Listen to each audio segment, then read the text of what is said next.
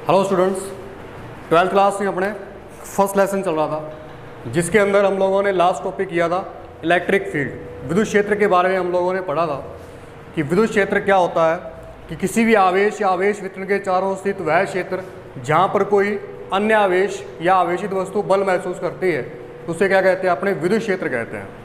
फिर अपने विद्युत क्षेत्र की तीव्रता पड़ी थी intensity of electric field E, जो क्या होती है विद्युत क्षेत्र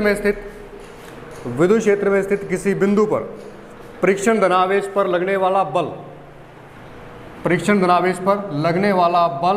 और जो परीक्षण धनावेश है इनका जो अनुपात होता है वो क्या कहलाता है, इलेक्ट्रिक फील्ड कहलाता है। ठीक है, तो ये हम लोग इतना डिस्कस कर चुके थे, इसका यूनिट कर ली थी हम लोगों ने। ठीक है, डायमेंशन कर ली। आज अपने स्टार्ट करने जा रहे हैं किसी बिंदुवत आवेश के कारण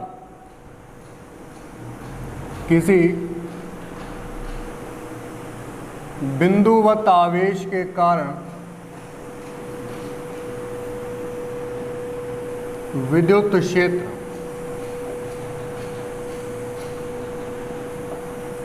electric field due to a point charge. बिंदुवत आवेश के कारण विद्युत क्षेत्र ज्ञात करना आपको। देखो कैसे करेंगे।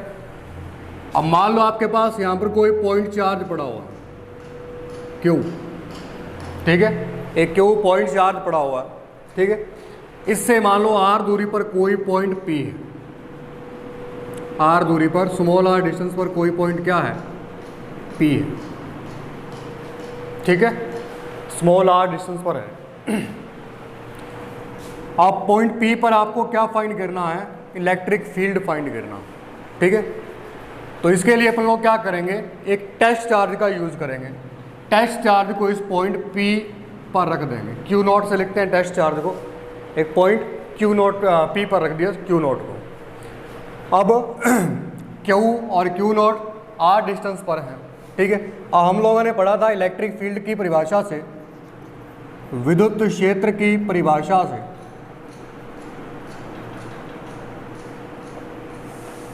जो इलेक्ट्रिक फील्ड है वो क्या होता है, F अपॉन में Q नॉट। ठीक है, ये होता है F अपॉन में Q नॉट। देखो अगर अपने F की वैल्यू निकाल लें, ठीक है, तो अपने पास इलेक्ट्रिक फील्ड आ जाएगा। फिर Q नॉट का डिवाइड करना अपने को। ठीक है, तो इन दोनों के बीच लगने वाला इलेक्ट्रोस्टैटिक फोर्स निकाल लो आप कितना। ठीक है, तो स्थिर विद्युत बल कितना हो जाएगा इन दोनों चार्जेस के बीच में, F। ये अपने पढ़ा है पीछे कूलॉम का नियम, K Q1 Q2 अपॉन में R स्क्वायर R कैप।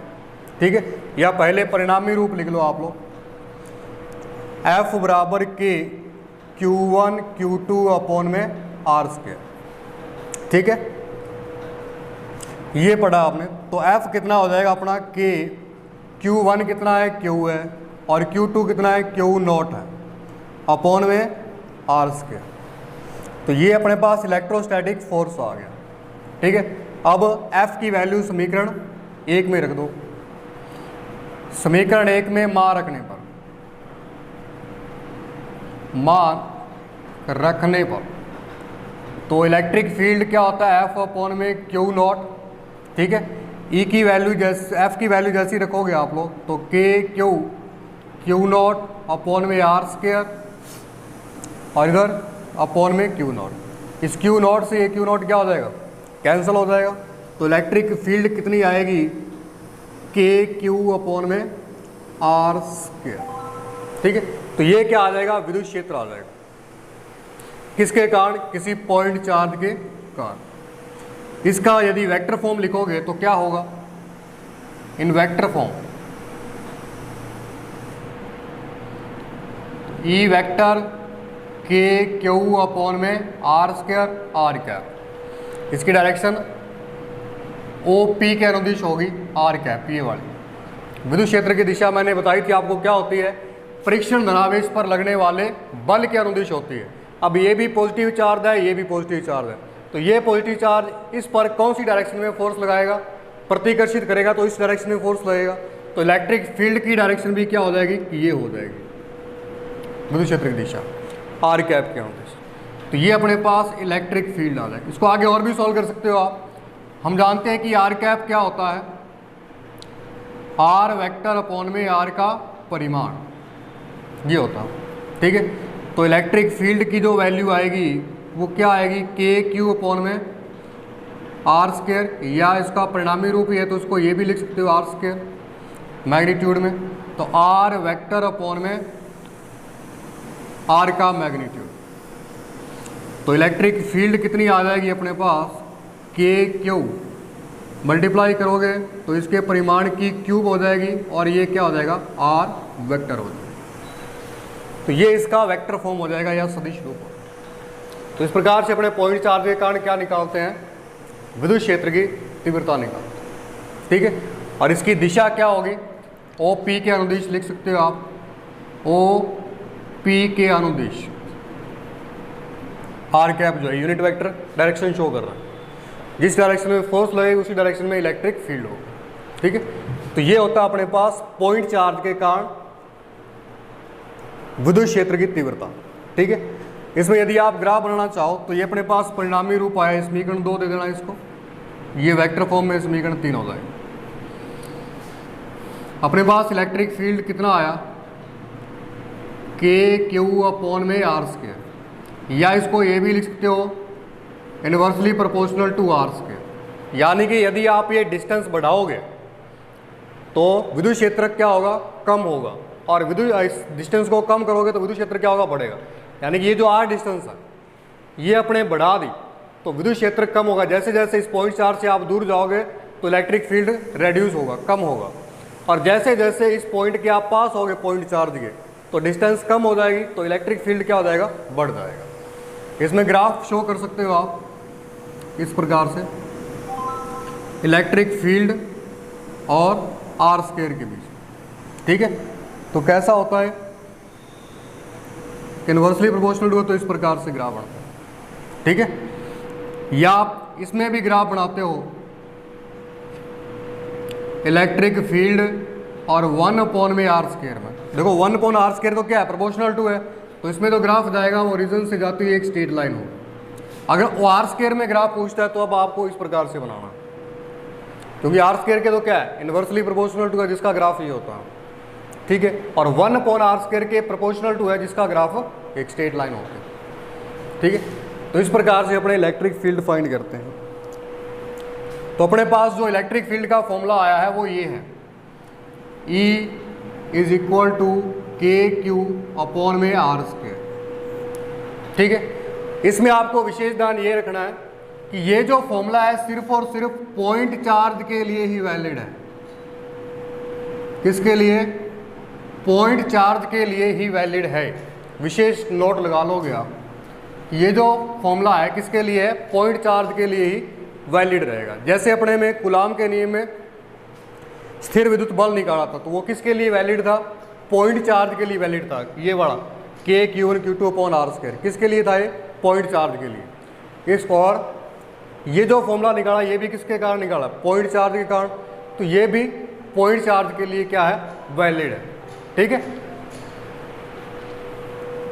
और एक्सटेंडेड चार्ज के लिए अपने नेक्स्ट चैप्टर में बात करेंगे, ठीक है। अगर आवेश वितरण हो तो उसमें अपने विद्युत क्षेत्र कैसे निकालता है, ठीक है, तो उसके लिए अपने विशेष मेथड लगाएंगे। और ये जो फॉर्मूला है सिर्फ और सिर्फ अपने लिए किसके लिए है, पॉइंट चार्ज के लिए, ठीक है। तो पॉइंट चार्ज के कारण विद्युत क्षेत्र क्या आ जाएगा, के क्यू अपॉन में आर स्क्वायर। ये फॉर्मूला आपको ध्यान में रखना, ठीक है।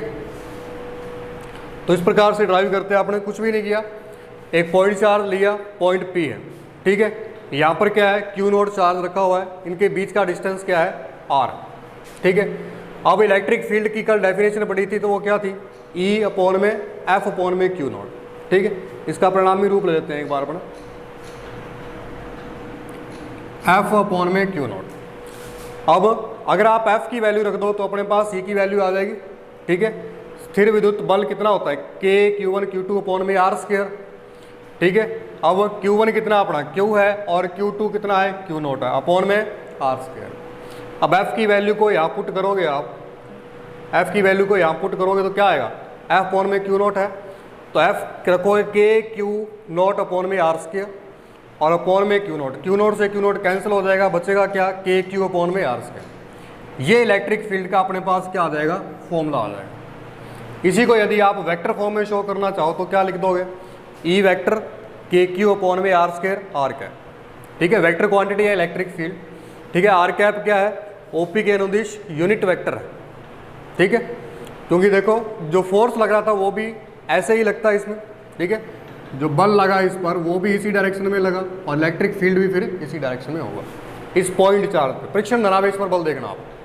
ठीक है, तो ये इसका वेक्टर फॉर्म आ जाएगा। इसको आगे और एक्सटेंड करना चाहो तो आपके पास क्या आ जाएगा, आर कैप को आप आर वेक्टर अपॉन में आर का परिमाण लिख सकते हो।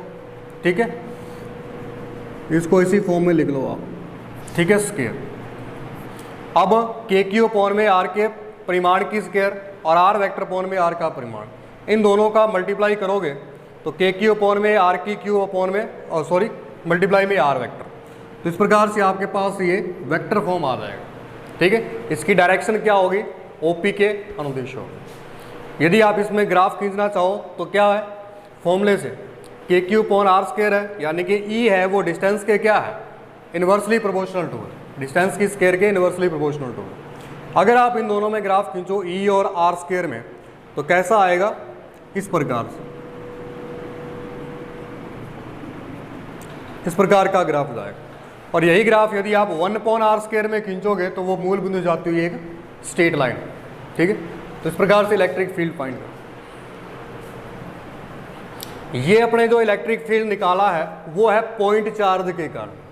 ठीक है, अब जो पॉइंट चार्ज है वो पॉजिटिव भी हो सकता है और नेगेटिव भी हो सकता है। ठीक है, तो उन दोनों के कारण अपने इलेक्ट्रिक फील्ड की डायरेक्शन देख लेते हैं क्या होगी। जैसे मान लो आपके पास पॉजिटिव इलेक्ट्रिक फील्ड है, इसकी डायरेक्शन तो निकाल चुके अपन, सॉरी पॉजिटिव पॉइंट चार्ज आपके पास को। ठीक है, तो इसके कारण जो इलेक्ट्रिक फील्ड की डायरेक्शन होगी वो कैसे निकालेंगे अपन, देखो कुछ भी नहीं करना, ये क्या पॉइंट चार्ज है, आपको क्या करना है कि यहाँ पर एक टेस्ट चार्ज रखना, क्यू नॉट। क्या रखा आपने, टेस्ट चार्ज रखा। अब इन दोनों के बीच फोर्स कैसे लगेगी, रिपल्शन या अट्रैक्शन। देखो ये पॉजिटिव चार्ज और क्यू तो पॉजिटिव ही होता है, टेस्ट चार्ज, तो क्या करेगा, इसको प्रतिकर्षित करेगा। तो इस पर जो फोर्स लगी वही इलेक्ट्रिक फील्ड की क्या होगी, डायरेक्शन होगी। ठीक है, इलेक्ट्रिक फील्ड यहाँ पर भी रख के देख सकते हो आप क्यू नॉट को, तो इसके बीच जो फोर्स लगेगी वो भी रेडियली आउटवर्ड होगी इस प्रकार से। तो विद्युत क्षेत्र की दिशा ये यहाँ पर भी निकाल सकते हो आप, क्यू नॉट यहाँ रख दो। देखो जहाँ पर भी आपको टेस्ट करना है कि इलेक्ट्रिक फील्ड की डायरेक्शन क्या है, तो उस वहाँ पर आपको टेस्ट चार्ज रखना। टेस्ट चार्ज पर जिस डायरेक्शन में फोर्स लगेगा उसी वही डायरेक्शन क्या होगी, इलेक्ट्रिक फील्ड की होगी। अब ये क्यू नॉट पॉजिटिव चार्ज, ये भी पॉजिटिव चार्ज, ये इसको क्या करेगा, प्रतिकर्षित करेगा। तो इलेक्ट्रिक फील्ड की डायरेक्शन ये, यहाँ पर देखोगे, यहाँ पर रख के देख लो आप, क्यू नॉट, ये भी इसको क्या करेगा, रिपल्शन करेगा। तो इलेक्ट्रिक फील्ड की डायरेक्शन। ठीक है, इस प्रकार से ये इलेक्ट्रिक फील्ड की डायरेक्शन हो जाएगी। यहाँ आप कहीं भी टेस्ट चार्ज रखोगे तो रेडियली आउटवर्ड डायरेक्शन जाएगी। ठीक है, तो आप ये कह सकते हो कि किसी भी point charge, positive point charge के कारण इलेक्ट्रिक फील्ड की डायरेक्शन क्या होती है, रेडियली आउटवर्ड होती है, त्रिज्यी बाह्य रूप में होती है। ठीक है, तो प्लस क्यू चार्ज के कारण जो विद्युत क्षेत्र की दिशा होती है वो कैसी होती है, रेडियली आउटवर्ड। ठीक है, बाहर की ओर होगी रेडियली। ठीक है, तो इस प्रकार से अपने इसकी डायरेक्शन बता सकते हैं। अब मान लो इसी की जगह आपके पास कोई नेगेटिव चार्ज होता, ये नेगेटिव चार्ज, यहां आपको इलेक्ट्रिक फील्ड की डायरेक्शन बतानी है कैसी होगी।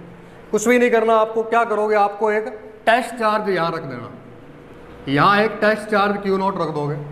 अब टेस्ट चार्ज पर जिस डायरेक्शन में फोर्स लगेगा वही उसकी इलेक्ट्रिक फील्ड की क्या होगी, डायरेक्शन होगी। तो अपने देखते हैं, ये जो चार्ज है वो क्या है, नेगेटिव है, और ये टेस्ट चार्ज क्या होता है, पॉजिटिव होता है।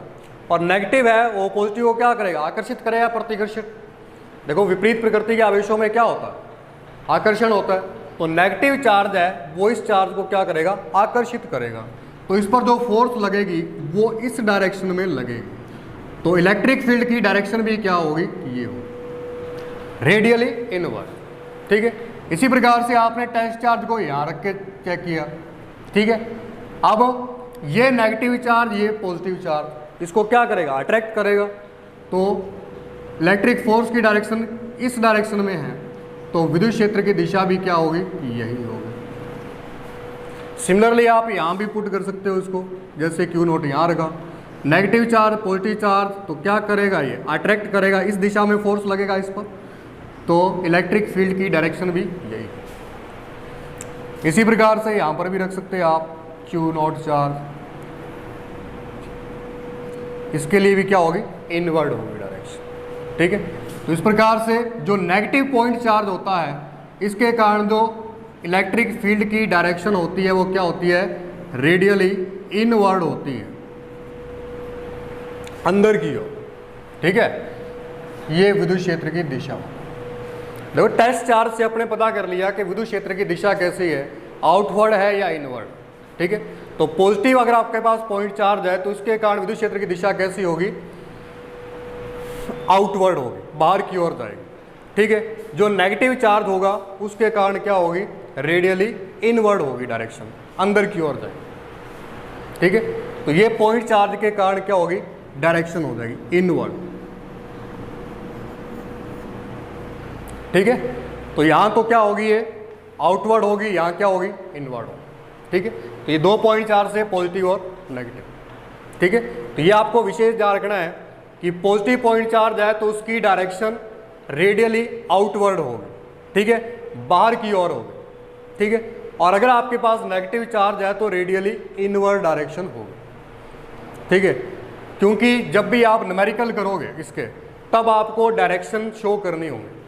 अगर पॉजिटिव चार्ज दिया है तो उसके अंदर की ओर जाएगी, ठीक है, डायरेक्शन इसकी, और अगर पॉजिटिव चार्ज है तो उससे बाहर निकलेगी, इलेक्ट्रिक फील्ड लाइन। ठीक है, तो ये आपको विशेष ध्यान रखना। ठीक है, इसका तो रेडियली आउटवर्ड होगी और इसका रेडियली इनवर्ड। ठीक है, विद्युत क्षेत्र देखो वेक्टर क्वांटिटी है, तो इसके लिए भी अपने अध्यारोपण का सिद्धांत पढ़ेंगे। तो विद्युत क्षेत्र के लिए अध्यारोपण का सिद्धांत, विद्युत क्षेत्र के लिए अध्यारोपण का सिद्धांत।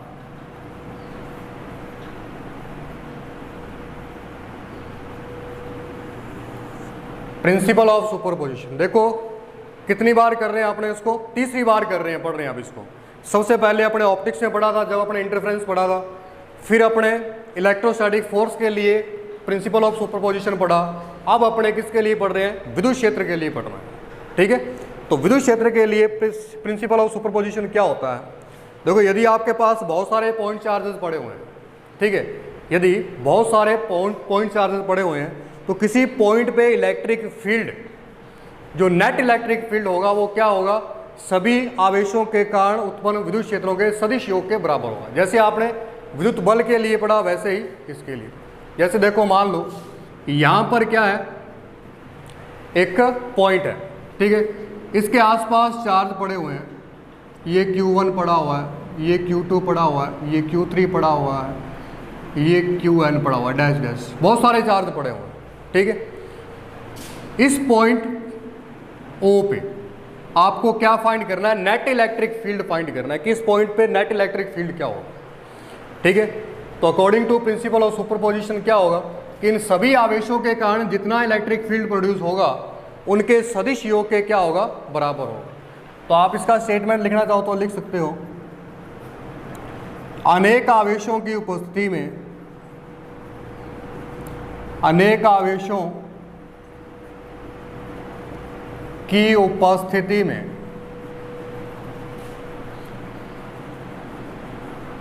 किसी बिंदु पर कुल विद्युत क्षेत्र,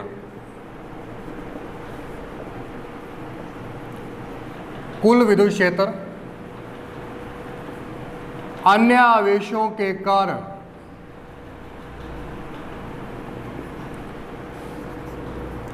उत्पन्न विद्युत क्षेत्रों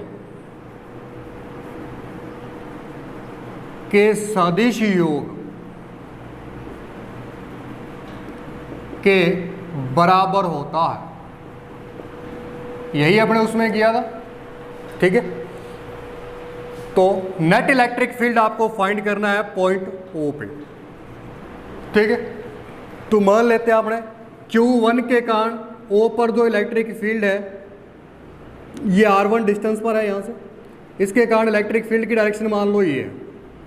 यहाँ पर पॉइंट चार्ज टेस्ट चार्ज रख के देखोगे आप, Q0 आपने रख के देखा तो इस Q1 के कारण जो इलेक्ट्रिक फील्ड आया वो इस डायरेक्शन में मान लो आप, और Q2 के कारण जो इलेक्ट्रिक फील्ड आया जो R2 डिस्टेंस पर है इसके कारण आया E2 इलेक्ट्रिक फील्ड। जो Q3 यहाँ पर पड़ा हुआ है ये R3 डिस्टेंस पर है, इसके कारण जो इलेक्ट्रिक फील्ड आया वो क्या था E3।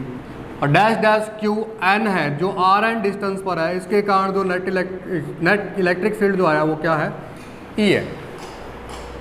अब इतने सारे इलेक्ट्रिक फील्ड हैं तो इस पॉइंट O पर जो नेट इलेक्ट्रिक फील्ड होगा वो क्या होगा, इन सभी विद्युत क्षेत्रों के सदिश योग के बराबर होगा। यानी कि E1 plus E2 plus E3 plus dash dash E है। ये होगा प्रिंसिपल ऑफ सुपरपोजिशन, ठीक है। ये होता है प्रिंसिपल ऑफ सुपरपोजिशन। अगर यहाँ पर इनकी वैल्यू रखना चाहो तो निकाल सकते हो आप। ई नेट E1 की वैल्यू Q1 अपॉन में R1 स्क्वायर या R1 कैप डायरेक्शन बता सकते हैं आप। इसी प्रकार से Q2 अपॉन में R2 square R2 cap plus E3 कितना आएगा Q3 अपॉन में R3 square R3 cap dash dash Qn upon में Rn स्क्वायर Rn। इस प्रकार से वैल्यू पुट कर सकते हो। अगर आप इतना छोड़ देते हो तो भी सही है, ठीक है। बस आपको इतना ध्यान रखना है भी अनेक आवेशों की उपस्थिति में अगर आपके पास बहुसंख्यक आवेश हैं तो किसी पॉइंट पे जो नेट इलेक्ट्रिक फील्ड होगा वो सभी पॉइंट चार्जेस के कारण उत्पन्न विद्युत क्षेत्रों के सदिश योग के बराबर होगा, जिसको अपने देखते हैं E1 E2 E3 E है। यही अपने विद्युत बलों के लिए अध्यारोपण का सिद्धांत पढ़ा, ठीक है।